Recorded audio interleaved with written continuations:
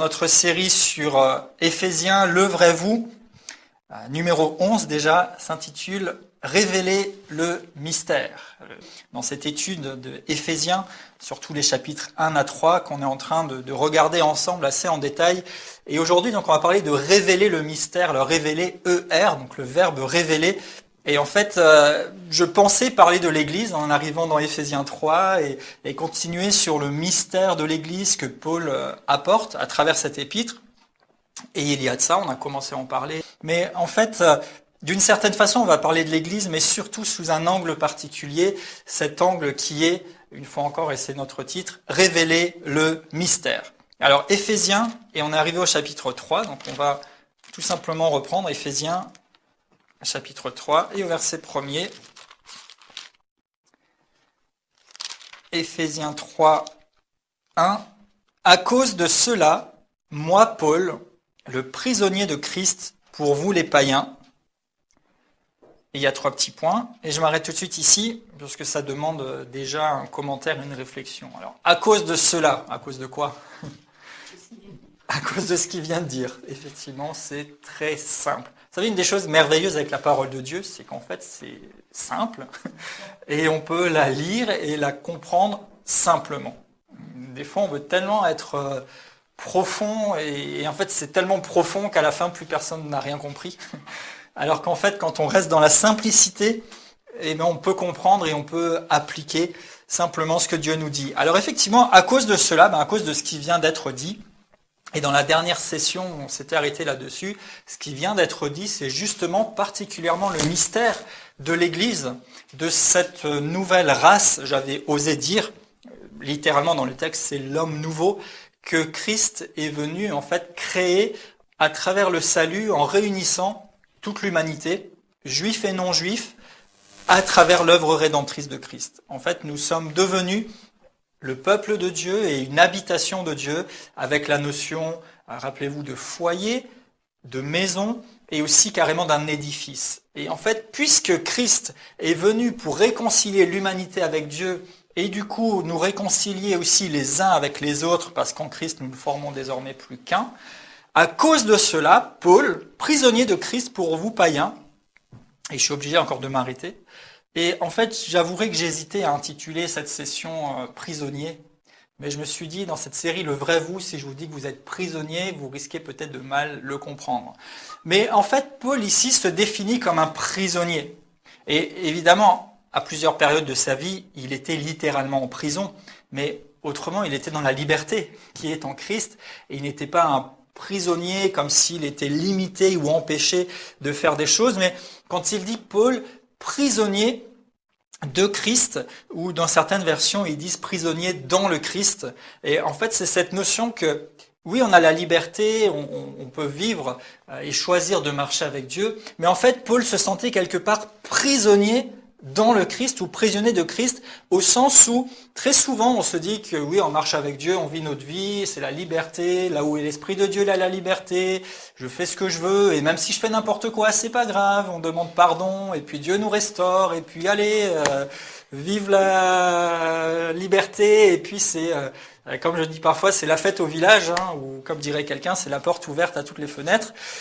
Autrement dit, on pense, sous prétexte de liberté ou de grâce, pouvoir faire tout et n'importe quoi. Et c'est vrai, vous protestez, et vous avez raison, déjà parce qu'on est protestant, mais aussi et surtout parce que nous, on ne dit pas ça, parce qu'on a compris des choses de la parole de Dieu. Mais il y a des gens dehors, et il y a des croyants, et il y a même des mouvements comme ça qui se prétendent tellement libertaires, ou je sais pas comment il faut dire, qu'ils se disent ça y est, on fait ce qu'on veut.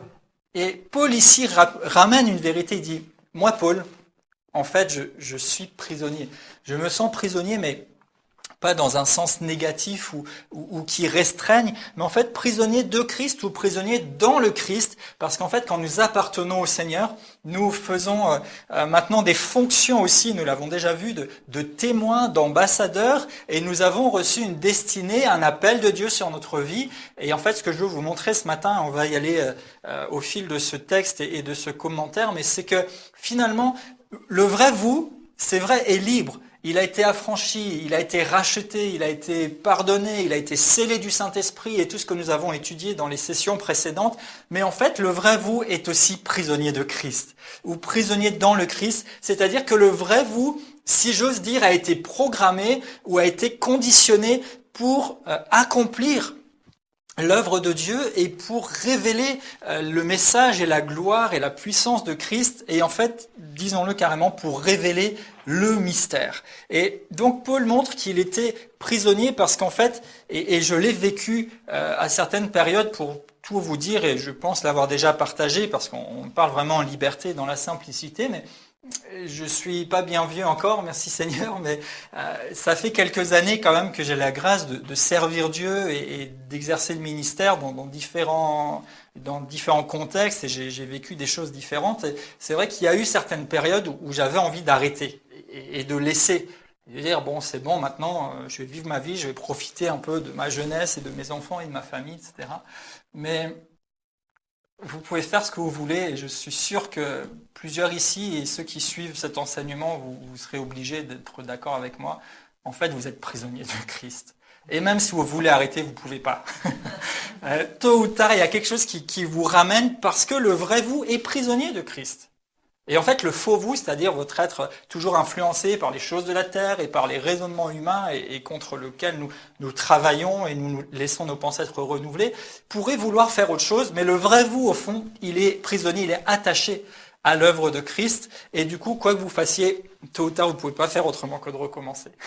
Et même si vous avez pris parfois, et là encore ceux qui sont dans le ministère ou qui ont une certaine expérience, et certains d'entre vous aussi comprendraient ça parce que vous l'avez vécu, même si vous avez pris des coups, même si vous avez été trahi, même si vous avez été accusé de toutes sortes de choses, même si il a pu vous arriver des choses et d'autres qui ont été difficiles, qui ont été des blessures, qui ont été parfois désagréables à surmonter, mais malgré tout on continue, parce qu'on est prisonnier. Mais c'est une bonne prison, parce qu'en fait, c'est pour notre bien. Et en fait, c'est seulement là qu'on peut s'épanouir. Le vrai vous ne va trouver véritablement l'épanouissement que en accomplissant sa destinée, qu'en accomplissant l'appel et la vision que Dieu a pour lui. Et en ce sens, oui, Paul se dit prisonnier, et en ce sens, nous sommes prisonniers. Mais j'ai envie de dire, c'est une bonne prison. C'est une bonne prison. Et dans un autre aspect ou un autre volet aussi du fait d'être prisonnier, si on peut dire ça comme ça, c'est simplement qu'il y a la souveraineté de Dieu. Et que même quand on marche dans la foi, et même quand on marche dans l'autorité du chrétien, et même quand on croit dans la guérison, et dans la délivrance, et dans la puissance de Dieu, eh ben, il y a des jours où ça ne marche pas tout de suite comme ça. Même si je désire et je prie et je crois que ça doit marcher de plus en plus comme ça, il y a des jours où ça ne le fait pas. Et en ce sens, quelque part, on peut se sentir aussi prisonnier, mais de la souveraineté de Dieu. C'est lui qui agit, qui sait quoi faire, comment, et qui fait avec sagesse.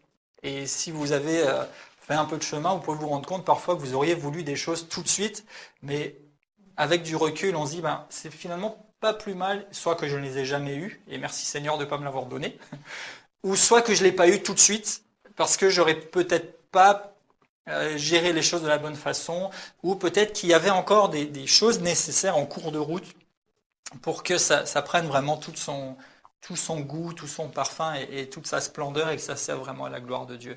Donc oui, il peut y avoir un aspect d'être prisonnier, mais quelque chose finalement de positif. Et Paul se dit, si prisonnier pour vous les païens, et il y a les 3 petits points. Et les 3 petits points existent dans le texte original. Et en fait, ce que disent la plupart des commentateurs, donc je le cite ici en passant simplement, c'est qu'il semblerait que Paul ici allait commencer j'allais dire un discours, mais j'aime pas de discours, allait commencer un propos, allait commencer quelque chose, et en fait il interrompt pour apporter de nouveau une lumière et une partie d'enseignement, et il va en fait reprendre cette même phrase au verset 14. Parce qu'au verset 14, il redit de nouveau « à cause de cela ». Donc en fait, il était sur le point, et verset 14 et suivant, en fait, Paul va faire une prière, et on aura certainement l'occasion de venir dessus à la prochaine session, parce qu'on a déjà pas mal de matière pour cette session-là. Mais en fait, Paul donc était sur le point de prier pour de nouveau les Éphésiens, et nous tous par extension, et il interrompt ici sa prière pour de nouveau apporter une part de l'enseignement, et en fait une part du mystère qu'il a reçu. Mais aujourd'hui, au-delà juste du contenu de ce que Paul a reçu et de son enseignement et du mystère qu'il apporte à travers ces 2 chapitres, en tout cas d'Éphésiens particulièrement, donc Éphésiens 2 et un petit peu Éphésiens 3, sur Christ, sur les Juifs, sur les païens, etc. Il y a vraiment plusieurs choses qui me sont apparues lorsque je cherchais la pensée de Dieu et que je préparais cet enseignement, et qui en fait doivent attirer notre attention. Et je pense, je ne peux pas penser à sa place, mais j'imagine assez facilement en fait que Paul s'est arrêté avant de prier pour essayer de nous faire comprendre ou nous réveiller à certaines vérités ou réalités quant à finalement notre position. Certainement, il y a des choses, vous allez vous dire, ça c'est pour les gens qui sont dans le ministère ou les gens qui prêchent ou qui enseignent, mais en fait je vous rappelle une chose, c'est qu'on est tous dans le ministère. Et que chaque croyant fait partie du ministère. Parce que Éphésiens 4, il est dit que Dieu a donné à l'Église les apôtres, prophètes, évangélistes, pasteurs et docteurs, en vue de l'œuvre du ministère, du fait que les croyants sont édifiés. Donc le ministère, c'est tout le monde qui le fait ensemble. Et dans le fait qu'on soit tous ensemble, il y a quelques fonctions et dons particuliers que sont les apôtres, prophètes, évangélistes, pasteurs et docteurs notamment. Donc je vais dire des choses ici dans cette session qui vont avoir une résonance toute particulière pour des personnes qui sont dans le ministère, parce que vous relirez probablement ça à certaines expériences, ou pour ceux qui s'y préparent, ça va vous aider à vous préparer. Mais en fait, pour chacun de nous, en tant que croyants, nous sommes concernés. Et quand je parle de révéler les mystères, ce ne sont pas seulement les gens qui mettent le joli petit micro-cravate et qui sont derrière un pupitre et devant des gens qui révèlent des mystères, mais en fait, toute l'Église et tous ensemble, nous révélons et nous sommes appelés à révéler le mystère. De la même façon que Paul a porté et révélé le mystère, particulièrement de la réconciliation et de l'Église, et bien d'autres choses encore à travers les épîtres, nous sommes appelés aujourd'hui à révéler le mystère de Dieu dans notre génération. Donc, Paul prisonnier, parce qu'il est investi de quelque chose, pour vous les païens, verset 2, « Si du moins vous avez appris comment je fais part de la grâce de Dieu qui m'a été confiée pour vous. » Ici, littéralement, quand il est dit « je fais part de la grâce de Dieu », certaines versions parlent d'une dispensation de la grâce de Dieu. Et en fait, littéralement, c'est la notion de gérer quelque chose qui appartient à quelqu'un d'autre. En fait, Paul ici dit « si vous avez appris que je gère la grâce de Dieu qu'il m'a confié d'une certaine façon, ou que je gère un message ou le mystère de la grâce de Dieu. » Et ici, ce qu'il nous montre, c'est qu'il a reçu une mission qui lui a été confiée. Et Paul, à travers ces 2 versets, nous rappelle quelque chose de tellement fondamental et dont on a besoin de se rappeler par moment, que l'on soit simplement, et quand je dis simplement, c'est pas du tout réducteur, mais que l'on soit un croyant à vivre notre vie et à exercer notre ministère peut-être dans des choses qui nous paraissent simples ou qui ne sont pas directement reliées à la prédication ou à la parole ou quoi que ce soit, ou que nous soyons des prédicateurs ou des enseignants de la parole de Dieu, nous sommes concernés par ces vérités. Et en fait, Paul rappelle ici cette chose tellement fondamentale, c'est que c'est pas son affaire. C'est pas son truc à lui. Il dit, moi je suis prisonnier de quelque chose qui m'a été confié. Et quelquefois, quand on voit ou on entend, ou même on peut lire certaines publications, ou voir le fonctionnement de certains ministères, on se demande réellement qu'est-ce qu'ils font, quoi. Est-ce que c'est le business, est-ce que c'est l'affaire d'une personne ou d'un groupe de personnes, ou est-ce que c'est véritablement le fait d'amener sa part dans ce qui leur a été confié par Dieu?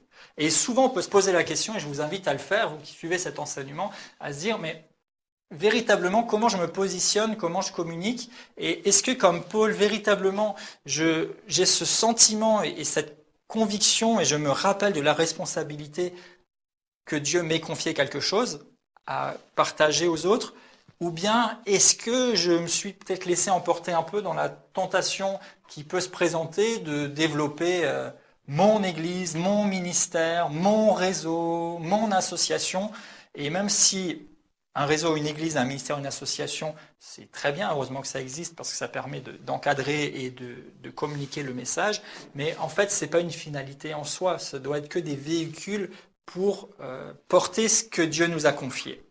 Et en fait, Dieu nous a confié quelque chose. Et au sein du corps de Christ ou de l'Église universelle, Dieu nous a confié à tous le message de la réconciliation et de la rédemption, mais Dieu nous a aussi confié au sein de chaque œuvre, ministère et j'allais dire même à chaque croyant, quelque chose en particulier que nous sommes appelés à communiquer. Et le vrai vous, en fait, a quelque chose qu'il a reçu de Dieu, qu'il est appelé à communiquer, dont il est appelé à faire part.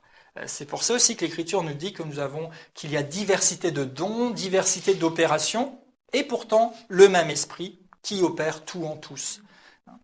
Il est dit également dans 1 Pierre 4, verset 10, que chaque croyant, en fait, est devenu un bon dispensateur des grâces qu'il a reçues de Dieu. Je paraphrase un tout petit peu. Et nous avons reçu une grâce de Dieu. Et ainsi que chacun, 1 Pierre 4, 10, mette au service des autres le don qu'il a reçu. Donc vous avez chacun reçu un don. Et chacun, il y a une grâce qui a été déposée sur vous et qui est appelée à être mise à disposition des autres. Et parfois, quand on voit ça, on pense juste à faire. Mais je voudrais une fois de plus peut-être nous rappeler, nous dire, il n'y a pas que faire. Il y a ce qu'on peut faire, c'est vrai, il y a quelqu'un qui a un don de faire quelque chose, de remplir une tâche, de combler un besoin, de réparer des choses, de comprendre des choses, de faire de la musique, de parler, de communiquer quoi que ce soit. Ça, c'est des dons. Mais les dons ou la grâce, c'est pas seulement faire, c'est aussi tout simplement ce que nous sommes et ce que nous avons à partager avec les autres. Et ce que nous avons à partager avec les autres, ça passe effectivement, pourquoi pas par moment par le fait de faire, mais ça passe le plus souvent simplement parce que nous sommes, par notre position et parce que nous pouvons laisser finalement couler à travers nous de ce que Dieu nous a confié. Paul ici était porteur d'un message, d'une révélation, le message de la grâce, le message de la réconciliation, la révélation sur l'Église. Le vrai vous est porteur d'un message. Le vrai vous a reçu une grâce. Le vrai vous a quelque chose à partager de la part de Dieu. Une grâce ici, ça veut dire pas seulement la grâce au sens que Dieu nous pardonne, il est bon envers nous et qu'il nous donne des choses qu'on ne mérite pas. Mais en fait, une grâce, il y a aussi la notion de la provision, de la capacité ou du pouvoir. Donc, quand vous avez reçu une grâce, c'est-à-dire c'est vrai, vous ne l'avez pas mérité, vous l'avez reçu, mais en fait, ce quelque chose que vous avez reçu, il est accompagné d'un pouvoir, d'une capacité. Il y a quelque chose pourquoi vous existez, en fait. Et finalement, l'une des questions que je voudrais nous poser individuellement, collectivement au sein de l'œuvre ici, et plus généralement, je vous invite à vous poser la question à ceux qui suivent le CFB au sein de votre œuvre, votre ministère, et pourquoi pas même dans les CFB, en se disant quelle est la grâce que j'ai reçue? Qu'est-ce que j'ai à mettre au service des autres? Finalement, qu'est-ce que j'apporte?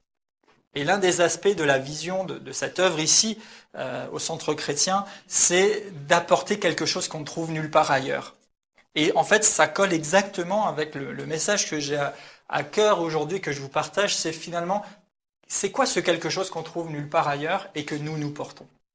Et c'est vrai pour nous ici, ça devrait être vrai aussi individuellement. Qu'est-ce que j'ai reçu en fait qu'il n'y a pas ailleurs? Qu'est-ce que j'ai reçu? Qu'est-ce que j'apporte? Et ne prenez pas le raccourci de dire moi, j'ai rien d'autre.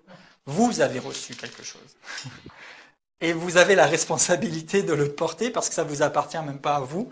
Et vous avez été établi et choisi par Dieu pour porter ce quelque chose. Qu'est-ce que c'est? Et là, il y a pourquoi pas un devoir de réflexion et d'observation en disant, après tout, qu'est-ce que j'ai reçu? Qu'est-ce que j'apporte qu'il y a nulle part ailleurs? Qu'est-ce que le Seigneur m'a donné? Et une fois que vous réalisez ça, vous l'avez reçu pour pouvoir le partager, le mettre à disposition des gens qui sont autour de vous. Et ici, Paul poursuit, verset 3, « C'est par révélation que j'ai eu connaissance du mystère sur lequel je viens d'écrire en peu de mots. » C'est par révélation. En les lisant, verset 4, vous pouvez vous représenter l'intelligence que j'ai du ministère de Christ. Du mystère, de Christ. Et en fait, ici, Paul, il n'est pas en train de se vanter en disant « Ah, regardez tout ce que je sais au sujet de Christ ». Il souligne bien « C'est par révélation que je les ai reçus ». Révélation, c'est une vérité non apprise.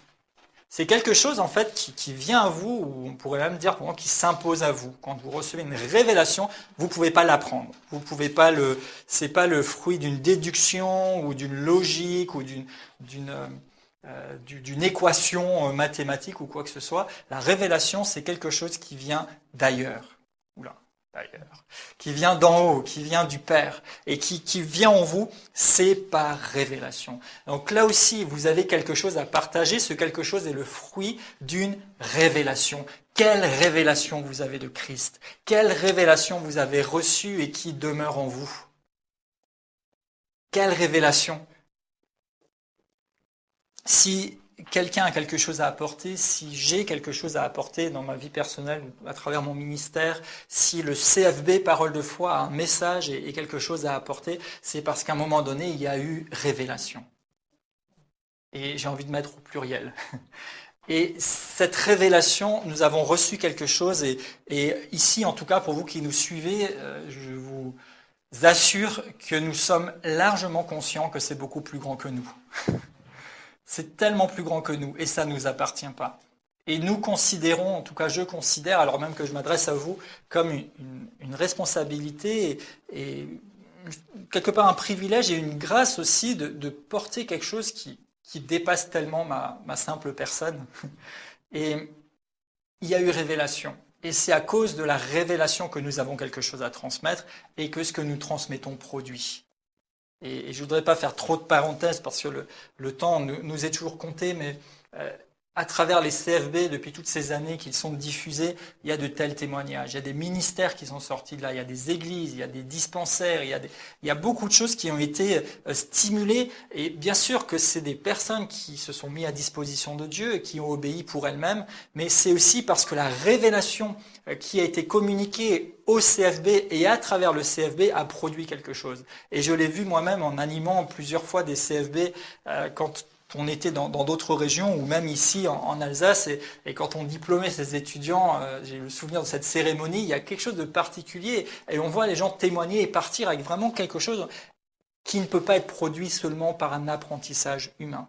Et régulièrement les étudiants nous disent, et vous pouvez le dire parce que vous êtes déjà bien avancé dans le programme quand vous êtes dans ce cours-là, qu'il y a quelque chose qui a changé. Vous n'avez pas juste appris, mais ça produit, ça porte un fruit. Pourquoi? Parce qu'il y a une révélation. Et ma prière et mon désir, c'est que vous puissiez marcher par la révélation. Certes, avec ce que nous vous communiquons, mais plus que ce que nous avons reçu, que vous ayez la révélation dans votre vie de la grâce, du message, de ce que vous avez à apporter et à partager. Paul dit, c'est par révélation que j'ai eu connaissance du mystère sur lequel je viens d'écrire. Et là encore, je ne vais pas trop revenir dessus, puisqu'on l'a développé précédemment. Le mystère sur lequel Paul vient d'écrire, c'est la réconciliation, les Juifs et les païens qui désormais peuvent devenir un seul corps en Christ, etc. Et il dit, vous pouvez vous représenter à travers ce que j'ai écrit, l'intelligence que j'en ai. Et en fait, il souligne là encore que c'est une révélation qu'il a reçue, et quand il écrit, vous pouvez vous rendre compte qu'il y a une révélation. Et quelque part, j'ai envie de nous dire à chacun, nous qui sommes là et vous qui nous suivez par la vidéo, en suivant ces enseignements, vous pouvez vous rendre compte de quelque part l'intelligence que nous avons reçue de la parole de Dieu, parce qu'il y a une révélation et il y a un message, particulièrement le message de la foi, mais il y a plein d'autres aspects qui viennent se greffer là-dessus. Et vous vous rendez compte, comme moi il y a maintenant quelques années quand même, mais je me suis rendu compte en suivant ce qui était l'une des versions de démarrage de cette école, de la révélation qu'il y avait là. Et quand vous avez goûté à ça, là aussi, quelque part, excusez-moi l'expression, vous devenez addict.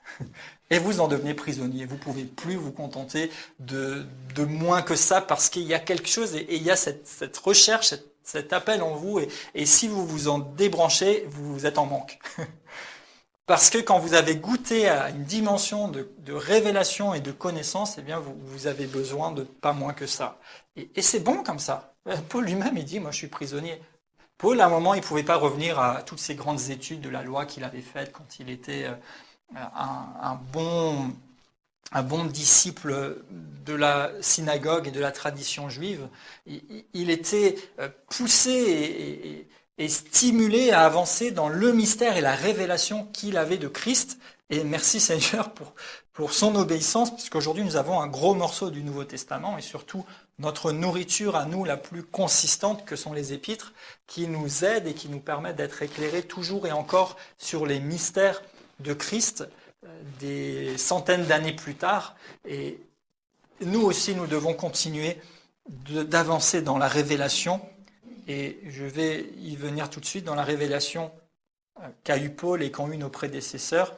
Mais il y a encore un petit plus qui va s'ajouter dessus. Mais en tout cas, par rapport à ces 4 versets qu'on vient de voir déjà, vous pouvez réaliser et noter que le vrai vous est porteur et dispensateur.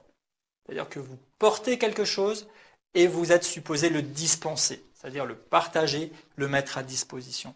Vous êtes porteur et dispensateur. Et ça, c'est à travers une révélation. Et peut-être que si vous vous dites, mais moi, j'ai pas de révélation, je sais pas, eh bien, il vous suffit de demander au Seigneur, tout simplement. Dire, Seigneur, éclaire-moi, montre-moi ce que tu m'as donné, ou éclaire-moi sur qu'est-ce que tu attends de moi, pourquoi tu m'as sauvé, pourquoi tu m'as appelé, qu'est-ce qu'il y a, et vous allez recevoir la révélation. Vous allez la recevoir. Et la révélation, ce réma qui va changer votre existence, j'allais dire une fois pour toutes, mais pas tout à fait, une fois pour le moment. Parce qu'après, vous allez de réma en réma. Et ça devient seulement plus glorieux. Et c'est tellement magnifique pour des jeunes gens, j'ose encore me mettre dans les jeunes gens, je suis un peu à la frontière, de partir déjà sur le réma de nos prédécesseurs. Peut-être il y a 10 ou 20 ans, il y a des choses qui étaient toutes nouvelles, qui étaient le réma du moment qu'on n'entendait nulle part et que certains ont pris 10, 20, parfois 30 ans à découvrir, à apprendre et à communiquer. Et c'est une telle grâce pour nous aujourd'hui de partir déjà sur ce réma et de pouvoir continuer d'avancer et pourquoi pas recevoir le prochain réma pour nous positionner davantage dans ce que Dieu veut faire et aussi dans le mouvement de l'Esprit qui prépare l'Église au retour de Christ. Et ça, c'est tellement merveilleux. Et à cet égard, je nous engage et je nous encourage, nous tous et vous qui nous suivez, à être reconnaissants pour les gens qui sont passés avant nous et à ne jamais, jamais mépriser. Peut-être que nous sommes très loin maintenant de ce que Luther ou Calvin ont présenté à l'époque de la Réforme. Mais c'est pas pour ça qu'on va cracher sur la Réforme, parce que s'ils n'avaient pas dit « Eh oh les gars, le salut par la foi » et qu'ils ne s'étaient pas mis en action pour que la parole de Dieu soit disponible à tout le monde et pas seulement à l'élite du clergé, eh bien ceux qui suivent n'auraient peut-être pas reçu la révélation de la nouvelle naissance, puis du baptême qui est le fruit d'une démarche personnelle de la foi, et puis du baptême du Saint-Esprit, et ainsi de suite. Donc même si nous sommes peut-être aujourd'hui déjà très loin, si on se remet dans le contexte, Luther, Calvin et certainement bien d'autres, et beaucoup de petites communautés à l'époque qui étaient dans cette démarche de recherche de Dieu et qui ont reçu des révélations comme celle-là, mais ils étaient... j'ai envie de dire, hyper révolutionnaire. Et c'est pour ça que la réforme a été combattue comme ça. Nous, aujourd'hui, ça nous paraît tellement basique qu'on se dit, ouais, ça va, les luthériens, tout ça, ils sont loin. Oui, mais je reste respectueux et je dis merci Seigneur pour Luther et Calvin. Même si, merci aussi parce qu'on allait bien plus loin. Et merci pour les John Wesley, merci pour les... Et tous ces gens-là, dans l'histoire finalement de ce qu'on pourrait appeler le mouvement évangélique, même si j'aime de moins en moins les étiquettes, mais j'ai plutôt envie de parler de l'Église et du corps de Christ et du témoignage de Dieu sur cette terre, et jusqu'à plus récemment, pour tous ces rémas qui ont été reçus et qui font qu'aujourd'hui nous partons déjà d'un tremplin beaucoup plus avancé, et le risque et la tentation pourrait être de se dire c'est bon, on a déjà un cran d'avance. Et peut-être qu'à travers ce message, je voudrais réveiller ou restimuler, et je crois que c'est ce que l'Esprit de Dieu veut faire aussi en nous, cette conscience qu'on a peut-être un cran d'avance, mais que c'est pas pour ça que c'est terminé. Et qu'il nous faut rester à l'écoute et se dire quel est le mystère qu'il nous est donné de révéler aujourd'hui. Pourquoi on existe aujourd'hui? On pourrait dire, en prenant juste un recul, peut-être il y a 20 ans ou il y a 10 ans, l'Église, l'œuvre, ou personnellement, je sais que le réma, ou ce pourquoi j'existais, c'était ça.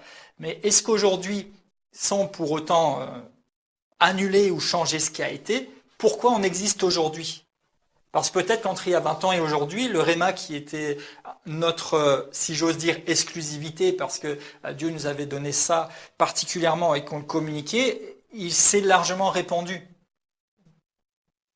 Et j'ai envie de dire, tant mieux si c'est comme ça. même s'il reste beaucoup de travail pour parler de notre cas, le message de la foi, de l'attachement à la parole de Dieu, croire et confesser, etc. Il y a encore du boulot pour le communiquer. Mais peut-être pour nous poser la question en disant « Père, ce réma, nous l'avons porté et merci pour ça et c'est notre différence. » Mais finalement, quelle est aujourd'hui notre différence ? Et ça ne veut pas dire, encore une fois, de remettre en cause ou de chercher un truc pour faire autrement, mais de continuer en fait d'avancer avec l'Esprit de Dieu dans cette préparation de l'épouse glorieuse, sans tache, ni ride, ni rien de semblable, et d'être vraiment dans la conscience et l'attention à ce que Dieu est en train de faire, à son mouvement aujourd'hui. Et verset 5, justement, Paul dit « Il n'a pas été, ce mystère, manifesté aux fils des hommes dans les autres générations, comme il l'a été maintenant par l'Esprit aux saints apôtres et prophètes de Christ. Ce mystère, c'est que les païens sont cohéritiers, forment un même corps, participent à la même promesse en Jésus-Christ par l'Évangile. » Donc Paul ici le dit. Il dit, le mystère que je viens de vous apporter là, la réconciliation, les Juifs et les païens qui font partie du même corps, etc., il n'a pas été révélé dans les générations précédentes. Alors, qu'est-ce que j'ai aujourd'hui? Quel est le mystère? Pourquoi Dieu m'a établi? Quel mystère je suis supposé révéler qui n'a pas été encore révélé aux générations précédentes? Parce que dans chaque génération, il y a quelque chose que Dieu veut restaurer et veut amener pour que nous puissions être vraiment à la conformité de Christ. Et ici, Paul même dit, avant, il ne l'avait pas. Et maintenant, les saints apôtres et prophètes de Christ, que nous sommes, donc Paul et ses collègues, si on peut dire ça comme ça, nous avons reçu quelque chose qui n'était pas là avant. La particularité d'un mystère, c'est qu'en fait, ce n'est pas tant quelque chose de nouveau, c'est quelque chose qui existe déjà, mais qui n'est pas encore révélé ou compris. Donc, ne vous méprenez pas en m'écoutant comme en disant « mais alors est-ce qu'on doit inventer un nouveau truc parce qu'on est dans une autre génération ou quoi ?» Non, là où il faut simplement, et là où je voudrais qu'on soit attentif et que peut-être on se laisse interpeller par l'Esprit de Dieu, c'est dire, Seigneur, qu'est-ce qui existe déjà, mais que nous n'avons pas pleinement saisi, dans lequel nous ne vivons pas pleinement et qui n'est pas pleinement manifesté, et dont c'est le moment aujourd'hui, dans cette génération, que le mystère soit révélé. C'est-à-dire que ce qui est déjà là soit mis en lumière pour être maintenant accompli ou manifesté, comme ça ne l'a pas encore été auparavant. Et il y a vraiment des choses, et Paul parle à certains moments aussi de ces vérités, de ces choses qui paraissent comme nouvelles, mais qui en fait sont simplement un éclairage et une compréhension actuelle de la vérité. Et l'apôtre Pierre également, 2 Pierre 1, verset 12, je vais juste vous le citer en passant, il nous encourage à être affermis dans la vérité présente. Alors pourquoi vérité présente? Est-ce que la vérité n'est pas la même tout le temps? Si, la vérité, elle est la même. Je veux dire, depuis le commencement, même l'Écriture dit avant même la fondation du monde, Dieu nous avait aimés, il avait prévu de nous sauver, il avait établi tout ça, il savait ce qu'il ferait de nous, ce qu'il ferait de l'humanité, et ce que serait même ce qu'on appelle la fin de ce monde et le monde à venir. Donc la vérité est la même, mais il y a quand même une notion de vérité présente. Et en fait, c'est ce sur quoi l'Esprit de Dieu met comme s'il allume un projecteur maintenant, et dans lequel, en fait, nous sommes supposés être éclairés et grandir maintenant, pour continuer cette démarche de maturité. Par exemple, dans le cursus scolaire, depuis les toutes premières années, même en maternelle, on commence à apprendre l'écriture et la lecture aux enfants, mais d'une façon plus simple. On leur apprend juste à reconnaître les lettres, après à savoir écrire leur prénom. Et puis après, au CP, on va pousser un peu plus loin. Il faut qu'ils sachent les syllabes et puis qu'ils connaissent les mots. Et puis au cours élémentaire, puis cours moyen, on va à chaque fois pousser un petit peu plus loin. Pourtant, c'est la même langue française, la même orthographe, la même grammaire, du début à la fin. Mais en fait, la vérité présente, c'est se dire qu'est-ce qui correspond au moment ou au stade auquel nous sommes. Et ici, je parle à l'échelle de l'Église universelle. Il y a un accent que Dieu met sur ce qu'on peut appeler la vérité présente, selon les périodes et les générations, mais aussi à notre stade personnel, en fait. Quelle est la vérité présente? Et j'ai envie de vous demander aussi, et de me demander, comme je l'ai fait derrière en me préparant, parce que je dis, ouais, vous savez, avant de raconter des choses, il faut un petit peu aussi se regarder j'ai pas pour habitude de dire des choses en l'air comme si ça ne me concernait pas. Donc quand je le dis, j'en prends aussi toute la responsabilité. Ça ne veut pas dire que je suis arrivé dans ce que je communique, j'ai du chemin à faire, mais je suis comme vous conscient de la responsabilité que ça peut impliquer. Mais en train de me dire, quelle est la vérité présente? Même personnellement, sur quoi est-ce que le Seigneur est en train de me parler? Qu'est-ce qui est l'objet de ma méditation actuellement? Qu'est-ce qui est l'objet de ma démarche, de ma recherche? Est-ce que je me suis arrêté à ce que j'ai appris pendant quelques années de ma vie spirituelle ou est-ce qu'il y a quelque chose sur lequel Dieu me parle maintenant? Et ça, c'est pas forcément quelque chose qu'on aurait réinventé. Ça peut être, par exemple, en ce moment, je me sens de nouveau conduit ou poussé à méditer, à étudier, à écouter l'Esprit de Dieu, par exemple, sur la prière. Alors que depuis ma nouvelle naissance, je sais des choses et j'ai appris des choses sur la prière. Et Dieu merci, j'ai beaucoup progressé sur la prière. Mais il y a comme ça des périodes où il y a comme une vérité présente, en fait, sur laquelle l'Esprit me rend attentif. Et c'est une chose qui est valable pour l'Église entière. Et en tant que porteur et dispensateur d'un mystère et de la grâce de Dieu, il y a une vérité présente que nous sommes, que vous êtes supposés porter, là, maintenant. Qu'est-ce qu'on est supposé porter maintenant? Quel est le mystère actuel? Quel est l'accent actuel que le Saint-Esprit semble mettre sur notre vie, mais aussi à travers notre vie, pour interpeller ce monde? Donc Pierre parlait d'être affermi dans la vérité présente. C'est quelque chose qui correspond à une époque ou à une saison. Ici, Paul dit, les autres générations n'avaient pas ça. Donc c'est très bien, comme j'ai dit avant, de rester et de prendre pour fondement ce que les autres générations, ou ce que nous-mêmes avons vécu dans les années qui ont pu passer, mais tout en restant attentifs, finalement, permettez-moi de dire, ne nous endormons pas sur la révélation ou sur la dimension de quelqu'un d'autre ou d'une autre période. Parce que parfois on peut être tenté de se mettre tellement confortablement dans ce qui a été parce que c'était bien et que c'est sympa et puis on vivote là-dessus. Mais en fait, la révélation que nous avons reçue jusqu'à maintenant, ou le mystère de Christ que nous avons pu recevoir jusqu'à maintenant, c'est le socle et le fondement, mais nous devrions rester dans la disposition et l'attention à dire, Seigneur, qu'est-ce que tu veux éclairer maintenant? Dans quoi tu veux me faire progresser? Dans quoi tu veux me faire avancer? Et à travers ça, en quoi tu veux que ma vie soit un révélateur ou un témoin de cette vérité pour ma génération, pour les gens autour de moi? Donc c'est comme une compréhension nouvelle, et je remets encore toutes les sécurités qu'il faut. Vous ne pouvez pas recevoir une révélation qui ne soit pas déjà dans la parole de Dieu, en fait, si je peux dire ça comme ça. Vous pouvez recevoir aujourd'hui le mystère ou la compréhension ou l'éclaircissement de l'esprit sur un aspect de la parole de Dieu que vous n'aviez jamais vu comme ça et que les gens autour de vous n'avaient pas encore vu comme ça. Ça, c'est la révélation, ça, c'est le mystère. Et ça, c'est la vérité présente. Mais vous ne pouvez pas prétendre porter une vérité présente ou une révélation qui ne soit pas profondément assise et ancrée dans la parole de Dieu. Vous ne pouvez pas. Donc si ça n'y est pas, oubliez ça tout de suite. La révélation et la vérité présente ne sera jamais autre chose que ce qui en fait a toujours été. Parce que ce qui est présent en fait, ou ce qui est une révélation, c'est notre compréhension et l'éclairage que nous en avons, mais c'était toujours là.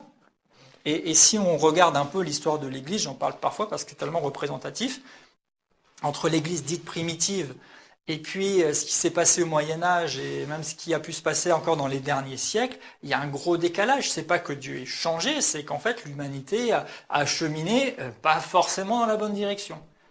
Qui fait qu'il y a plein de choses qui ont été perdues en cours de route ou qui ont été comme endormies ou abandonnées, et ce qui fait qu'aujourd'hui, ce mystère ou ces vérités ont besoin d'être réactivées et éclairées de nouveau. Et merci Seigneur pour tous les mouvements à travers lesquels des vérités ont été ramenées à la lumière, et en fait on parle de réveil. Justement, si on parle de réveil, c'est pas une naissance, c'est un réveil. Ça veut dire qu'il y avait quelque chose, ça s'est endormi, et ensuite ça se réveille. D'accord? Et d'une certaine façon, quand ça se réveille ou quand il y a un réveil, c'est pas quelque chose de nouveau en fait. Donc, on n'est pas là pour essayer d'inventer la dernière nouveauté pour avoir l'air plus avancé ou plus à la mode. Non, mais en même temps, on est là pour rester attentif à la voix de l'esprit et à dire, c'est-à-dire, qu'est-ce que tu réveilles?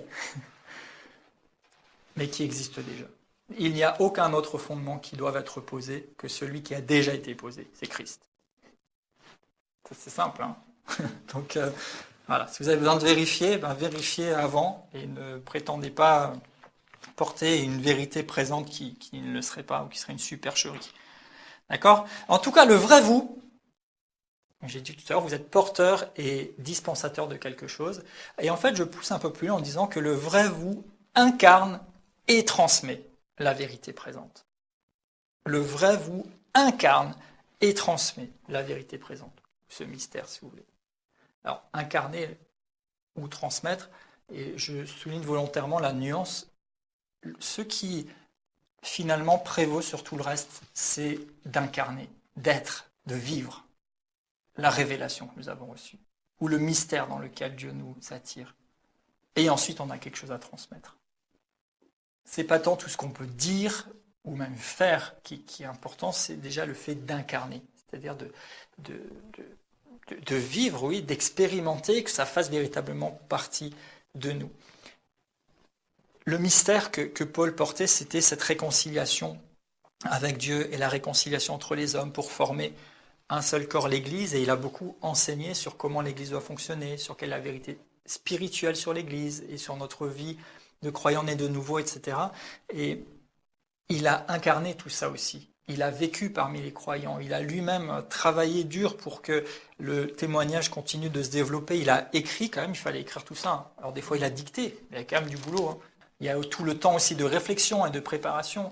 Et même s'il y avait une dimension de révélation, vous savez, quelquefois on imagine, et c'est vrai que la parole est la parole inspirée de Dieu, le Saint-Esprit a communiqué la parole de Dieu aux auteurs de ces pages que nous pouvons lire aujourd'hui, mais en fait, ce n'était pas de la pure dictée.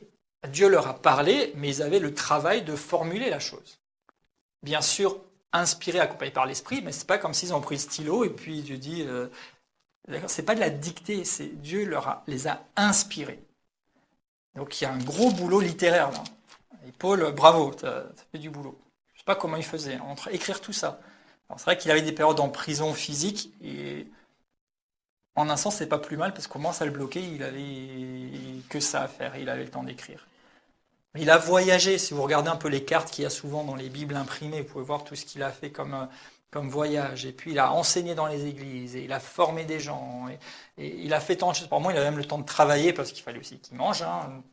Notre ami Paul a fabriqué des tentes, enfin, il a fait plein de choses. Et ouais, tout un travail. Là aussi, ça casse l'imagination de certains qui pensent que le ministère, c'est... Un vrai ministère, c'est loin d'être les vacances. Mais ce qui est merveilleux, c'est qu'on est quand même dans le repos de Dieu. Vous pouvez avoir beaucoup de choses à faire, beaucoup de tâches et produire beaucoup, mais tout en étant dans le repos. Parce que vous faites ce que Dieu vous demande de faire et vous êtes inspiré. Donc, verset 7, « J'ai été fait ministre selon le don de la grâce de Dieu qui m'a été accordé par l'efficacité de sa puissance. » Et là encore, Paul insiste encore un coup en disant « J'ai été fait ministre selon la grâce de Dieu par l'efficacité de sa puissance. » Il ne s'est pas autoproclamé un matin et dit « Ça y est, je vais sortir plein de livres et de lettres et je vais aller prêcher partout et je vais monter un truc. » Non, c'est par la puissance de Dieu. Là encore, il souligne que ça ne vient pas de lui. Ailleurs, Paul parle aussi dans Philippiens 3,12, il dit « J'ai été saisi par Christ ». Et en fait, c'est pas tant que vous possédiez un message ou quelque chose comme aujourd'hui les idéologies. En fait, c'est pas tant que nous possédions un message ou une révélation communiquée, c'est surtout que nous avons été saisis par Christ et quelque part que Christ, si j'ose dire, nous possède et le message nous possède et nous utilise pour qu'il soit transmis. Et Paul dit, j'ai été fait ministre par la puissance de Dieu. Et c'est la puissance de Dieu qui est à la racine de tout ça. Et on pourrait dire, oui, mais c'est normal, parce que sur le chemin où il était en train de partir, plein de rage encore, pour persécuter et tuer les chrétiens, il a une vision de Jésus, il a été bloqué sur place, et puis il a été aveuglé, et puis ensuite les écailles sont tombées. C'était puissant, c'était spectaculaire, mais il n'y a pas forcément besoin de quelque chose de spectaculaire. C'est vrai que beaucoup de personnes peuvent témoigner de la façon dont ils sont nés de nouveau, dont Dieu les a appelés, avec parfois une dimension qui peut nous paraître spectaculaire. Mais la puissance de Dieu ne repose pas sur le spectaculaire. Le spectaculaire n'est pas toujours surnaturel. Vous savez, la chair, c'est bien faire. Moi, je peux m'agiter là dans tous les sens. Oh, l'Éternel dit. C'est spectaculaire, mais c'est pas surnaturel, ça vient de ma chair. Mais ça existe. Donc, le spectaculaire n'est pas forcément surnaturel. Et le surnaturel n'est pas forcément spectaculaire non plus. C'est surnaturel quand l'Esprit de Dieu vient témoigner à votre esprit calmement, tranquillement d'une vérité dont vous avez besoin pour traverser une situation sans que personne n'ait rien remarqué. C'est surnaturel. Mais pour autant, on ne peut pas non plus dire qu'il faut complètement rejeter le spectaculaire, parce que quelquefois le surnaturel peut être spectaculaire, mais ce n'est pas une condition. Et Paul, donc son ministère, quand il dit qu'il a été établi ou féministe par la puissance de Dieu, c'est pas tant parce qu'il a vécu des choses spectaculaires qu'il dit ça, mais c'est parce qu'il est conscient que de pouvoir porter et communiquer cette révélation demande une force, une capacité et une puissance qui dépasse celle d'un être humain. C'est par la puissance de Dieu qu'il a été fait ministre. Et quand on reçoit l'onction du ministère ou quand on reçoit l'appel de Dieu, il peut y avoir une partie spectaculaire et parfois des hommes de Dieu ou des femmes de Dieu partagent des choses très spectaculaires et parfois on en a besoin pour nous-mêmes. Parce que si on ne se retrouve pas un moment, et là, ça pourrait être tout un sujet aussi, peut-être même d'un cours complet, mais et c'est pas le moment où j'ai pas la place ici, mais j'ai vécu parfois certaines choses, et même quand j'ai rencontré le Seigneur, vraiment, dans ma vie, j'ai vécu quelque chose qui avait peut-être un aspect spectaculaire, même s'il n'y avait que le Seigneur et moi. Quand je suis monté dans cette chambre à l'étage d'une maison de vacances où j'étais avec d'autres enfants en Suisse pour chercher ma Bible, à la base, pour le temps de méditation, et que, en sortant de la chambre, je me suis trouvé quasiment paralysé, bloqué, environné d'une présence et de l'amour de Dieu. Et le Seigneur était littéralement là. Et je lui ai donné ma vie et ça s'est vu. Parce que quand je suis redescendu, les moniteurs m'ont dit « Mais qu'est-ce qui t'est arrivé ?» Et je ne savais pas quoi dire. Et il m'a dit « J'ai compris. » Et en partant de ce camp de vacances, un des moniteurs m'a dit « Rappelle-toi de ce que tu as vécu. » Et je me souviens encore que l'année d'après, dans une autre colonie de vacances, une des monitrices, quand j'étais un peu turbulent, parce que ça change votre esprit, mais pas tout de suite votre âme ni votre chair, me dit « Fabien, rappelle-toi ce que tu as vécu en Suisse. Hein » Pour dire « Attention, tu as rencontré le Seigneur, tu es né de nouveau, donc il faut être obéissant aussi. » Et elle avait raison quelque part. Oui. Maintenant, même si vous n'avez pas une expérience particulièrement spectaculaire, et je ne fonde pas ma foi, ni mon ministère, ni ma vie spirituelle sur cette expérience. Je remercie le Seigneur pour cette expérience, parce que j'en avais bien besoin aussi à différents égards, et ça me réconforte parfois, surtout quand on traverse des difficultés ou des pressions ou quoi, de se dire qu'il y a eu ça et il y a eu d'autres choses, et il y a eu des paroles de Dieu en cours de route sur lesquelles on peut s'appuyer. On se dit, bon, voilà, ça nous aide aussi à tenir, parce que les pressions sont là. Mais c'est pas ça le fondement. Le fondement, qui est la puissance de Dieu, c'est la révélation qu'on peut en recevoir, et c'est le fait de marcher avec le Seigneur au quotidien, même quand on ne voit rien. Donc Paul parle de la puissance de Dieu, parce qu'en fait, il en parle ailleurs, l'évangile, c'est la puissance de Dieu. C'est la nature de l'évangile. Tu ne peux pas l'enlever. C'est la puissance de Dieu, mais c'est la puissance de Dieu pour le salut de quiconque croit. Il est dit ailleurs que leur prédication ne reposait pas sur des discours persuasifs de la sagesse, mais sur une démonstration d'esprit et de puissance. Donc Paul ici montre encore, j'ai été fait ministre selon le don de la grâce et l'efficacité de la puissance de Dieu. C'est pas moi-même. Et il poursuit verset 8.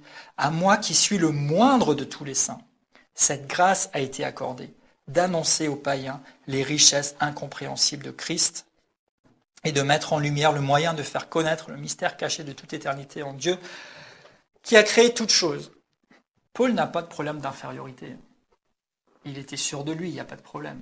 Mais quand il dit « je suis le moindre », c'est que là encore, il est conscient et réalise que ce que Dieu m'a donné, ça me dépasse largement.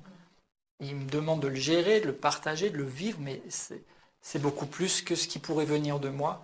Donc, par rapport à ça, finalement, je suis le moindre, et je le reconnais parce que plus on avance dans la vie spirituelle et dans la compréhension des choses de Dieu et tout ça, et plus on réalise que Dieu est grand, et qu'il y a encore beaucoup plus à apprendre, et que du coup on est finalement de plus en plus petit. Et ça ne veut pas dire qu'on a un regard négatif sur soi, c'est juste qu'on est réaliste et conscient que, waouh, devant la grandeur de Dieu, en fait, et quand Paul dit « je suis le moindre de tous les saints », c'est qu'en fait, il a peut-être reçu un très grand nombre de révélations, sinon peut-être même le plus grand nombre de révélations à son époque, mais il se sentait quand même comme le plus petit, parce que devant toute cette grandeur du mystère et de l'œuvre de Christ, eh ben, on voit même plus comment on pourrait venir et se prévaloir de quelque chose, en fait. On peut juste s'effacer pour laisser paraître celui qui nous a investis et le laisser, lui, agir et être révélé. Et je vais arriver au bout tout de suite, verset 10. C'est pourquoi les dominations et les autorités dans les lieux célestes connaissent aujourd'hui par l'Église la sagesse infiniment variée de Dieu, selon le dessein mis à exécution par Jésus-Christ notre Seigneur. Et en lui, nous avons par la foi la liberté de nous approcher de Dieu avec confiance. Donc ici, Paul parle de choses incompréhensibles. Ça ne veut pas dire qu'on ne peut pas les comprendre. En fait, littéralement, ça rejoint l'aspect révélation. C'est-à-dire quelque chose qui n'est pas le fruit d'une démonstration ou d'une réflexion. En fait, la foi le reçoit quand même si ce n'est pas raisonnable. Et il y a beaucoup de choses qui ne sont pas raisonnables dans ce que Dieu nous dit. Et peut-être que Dieu va vous parler ou vous éclairer sur certaines choses qui ne vous paraîtront pas raisonnables. C'est l'un des critères d'une révélation. Et de ce qui était pour l'instant un mystère, c'est où on n'y arrive pas avec le raisonnement, mais la foi peut le recevoir. Et vous avez cette paix de Dieu qui vous garde et qui confirme dans votre cœur, c'est ça. Et même si ce n'est pas raisonnable, Dieu va faire suivre si j'ose dire, le raisonnement, c'est-à-dire il va vous montrer à travers sa parole et à travers son témoignage en vous qu'en fait, oui, ça tient la route. Mais au départ, quand vous voyez ou vous entendez, vous dites, non, c'est pas raisonnable. Mais c'est vrai. Et la foi peut le recevoir. Et Dieu veut révéler par l'Église, verset 10, aux dominations et aux autorités dans les lieux célestes, la sagesse infiniment variée de Dieu. Dieu a une sagesse infiniment variée.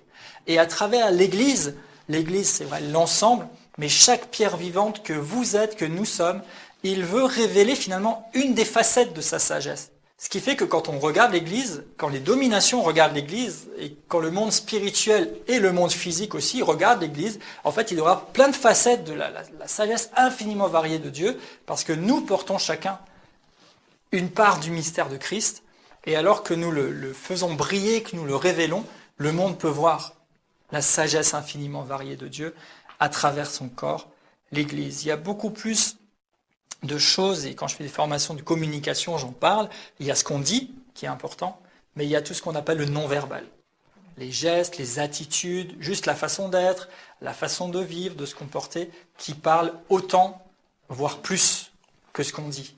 Et même les scientifiques ont vu qu'au niveau du cerveau, la première chose qui est captée, c'est l'émotion ou le geste qui est fait. Les fréquences captées dans le cerveau, il y avait d'abord un pic qui correspondait au fait que si c'était souriant, il y avait un grand pic. C'est-à-dire la personne captait d'abord une émotion, ça produisait quelque chose, et ce n'est que quelques millisecondes, c'est de la science, plus tard qu'il savait appuyer si c'était un homme ou une femme. Donc on capte d'abord quelque chose qui est transmis, communiqué avant même de reconnaître un visage ou avant même que quelqu'un ne parle. Donc l'Église, vous et moi, nous sommes ce signal de Dieu, j'allais dire signal lumineux, mais oui, parce que vous êtes la lumière, dans ce monde, pour faire voir la sagesse infiniment variée de Dieu. Et donc je finis ici, le vrai vous est établi dans la puissance de Dieu. Vous avez la grâce de mettre en lumière une part de mystère de Christ, parce que vous avez un libre accès auprès de Dieu, c'était le verset 12. Donc je nous encourage et je vous encourage à travers cette session et à travers ce message et à travers ce passage de l'Écriture à peut-être vous poser certaines des questions que j'ai pu laisser au fil du message et à vous rappeler que vous êtes porteur et dispensateur de quelque chose. Que vous incarnez et vous transmettez une vérité et que vous êtes établi par la puissance de Dieu et dans sa grâce. Il y a quelque chose aujourd'hui. Comme Paul avait un mystère à son époque, c'était le mystère du moment. Il y a un mystère, il y a quelque chose que Dieu veut nous faire connaître et que Dieu veut faire connaître et il a choisi de le faire à travers toi et à travers moi.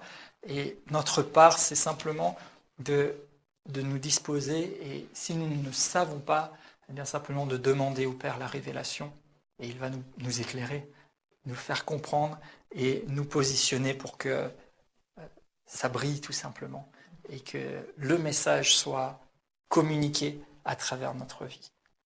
Amen. Et Père, je te remercie parce qu'à travers ce message, j'ai la conviction intime que tu veux ouvrir nos cœurs, nos esprits, nos yeux, nos oreilles, notre être entier à quelque chose que tu veux nous dire, à chacun, qui soit comme une révélation, comme une vérité présente, qui vienne stimuler notre vie spirituelle et notre marche de la foi. Quelque chose que tu libères aujourd'hui et qui s'accompagne de la grâce, parce que nous devenons les porteurs et les ministres par la puissance de Dieu, pas par notre envie ou notre volonté. Alors simplement, Père, je veux me positionner avec mes bien-aimés pour écouter, entendre de toi et nous laisser saisir par toi, nous laisser saisir par la vérité, saisir par le message dont tu nous fais les porteurs. Merci, Père, pour des communications spirituelles alors que nous passons du temps avec toi.